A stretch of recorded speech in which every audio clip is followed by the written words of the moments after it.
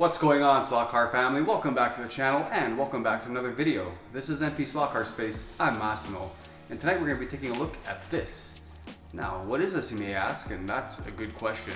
Well, this is a kit from SlotInvasion USA, and it's for your Lola T70s, your 1/24th scale Lola T70s. It's a complete rear suspension kit. We're going to dive into this kit, see what we get in it. We're going to install it onto the car and see if we could get it to lap faster around my track.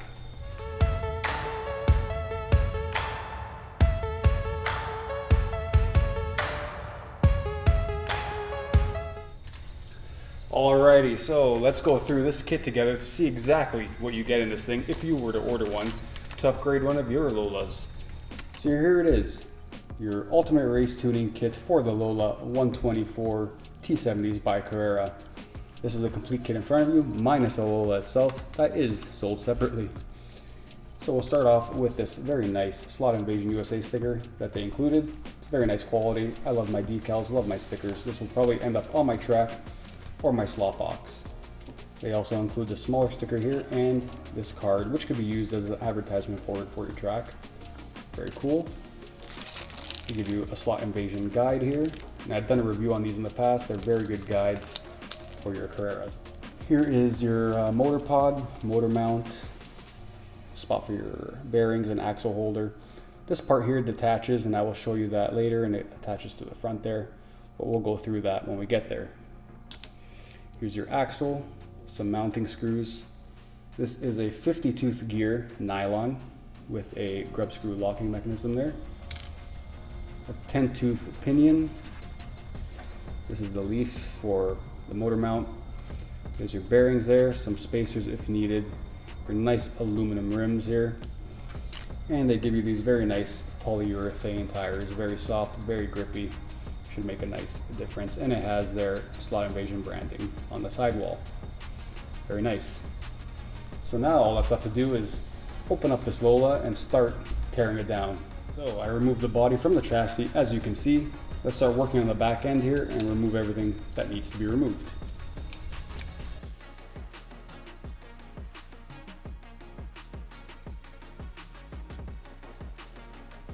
Okay, so the back end's been completely cleared of everything. I guess I can lose this now. I'm not going to need that no more.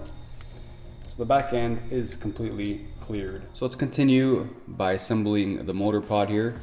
We'll start by adding in these bearings, which is easy enough. Just pop them into place. Boom. And boom. So they're in. Next, let's mount the motor itself. There are the mounting screws there. On this side you have some slots for the wiring, so let's line that all up like so and push this in place. There you go. Now if you've noticed, I'm keeping my stock pinion that comes on the motor. They're both 10-tooth. The new one that comes in the kit is also 10-tooth, so it's the same, but this is nylon and probably will mesh better with this. I unfortunately don't have the tool to remove this without damaging it, so I don't want to do that right now. You can get my buddy to help me in a couple days, and then we'll swap it out. But if you can, I'd say swap it out during the install. Alright, so now we're going to fit the axle, and it's pretty straightforward. You just slide it on in, just like that, and it's installed. Now this part's the only one that's going to take some trial and error, at least it did for me, might not for you, but it's figuring out the spacers so you can space out the rims properly where it's not going to rub up against the body once you have the rubber installed. So this is what I came up with, and it seems like it should work. I have one of these big spacers on this side here, then your rim will go on like so. On this side I have one of the small guys, like that. Get your gear, put the gear on, and that's roughly the orientation that I have it, where it's going to look something like that. This side's going to be pretty much fixed into place, but this one you can adjust out to match this side, and I think it should work. We'll find out in a few seconds. Let me tie this all down and we'll come back. Okay, so everything's all tied down and tight. Next we're going to attach this piece that we cut off before that was attached to here. Now we put this in the front here. This clips in right like that. And this is going to be used at the front here to hold in your magnet. So this piece here is a stock piece from the car. It slides right in there, and you just use the existing holes again to secure it down to the chassis. So let's do that now, and I'll show you how it's done. So as you can see here, the holes line up perfect all around. You reuse the existing screws that held this down originally. Now the kit does come with these shorter screws, which I believe are for if you don't run the magnet. But since I'm comparing a stock kind of setup to this upgraded setup, I'm going to keep the magnet in for this run.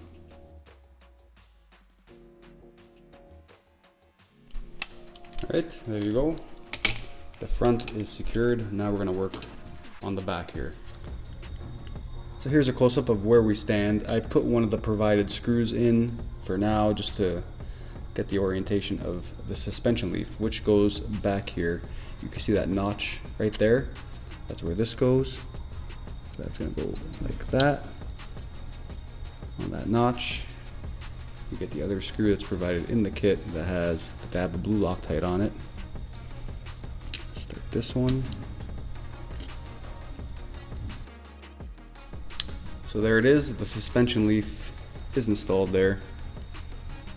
Next we'll do the guide, which is pretty straightforward. You just yank the stock one out just like that. Get your SlotInvasion guide and pop it in place. Just like that. We have the new guide installed. We'll reconnect the motor.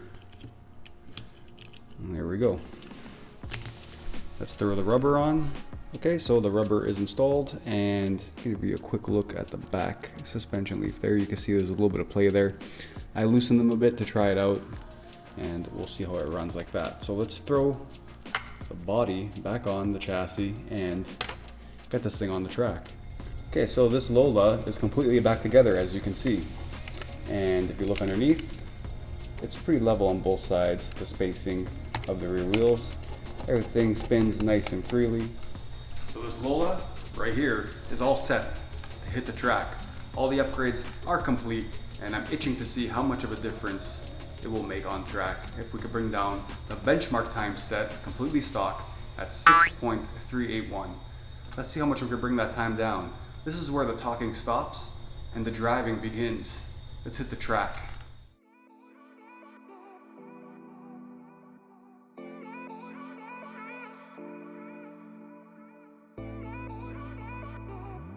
Three, two, one, go!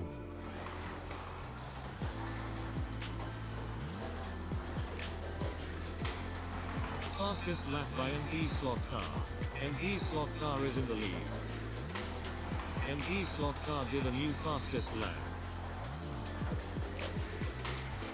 Fastest lap by Mr.slotcar. Half of the race is now over. Only 2 laps left. Attention, only 1 lap left. Fastest lap by Mr.slotcar. Moment of truth. Just how much time did we shave off using these upgrades from SlotInvasion? Guys, just after 5 short laps, 0.708 of a second off my stock benchmark time. And I pushed this thing like heck to get that benchmark time, and I thought it was a pretty good time, but obviously not. Just after 5 short laps, these upgrades smashed it.